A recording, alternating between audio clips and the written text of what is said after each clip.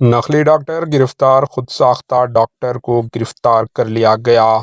मिर्चल SOT ने एक खुद साख्ता नकली डॉक्टर को गिरफ्तार कर लिया और इसके कब्जे से नकद 8,500 रुपये, एक कार और मरीजों की फाइल जब्त कर लिए।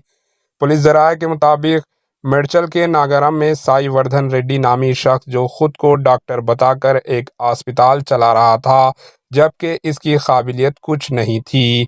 इसे गिरफ्तार करके मिर्चल पुलिस के हवाले कर दिया गया। मज़ीद तहकीकात जारी है। Bureau report, HN news.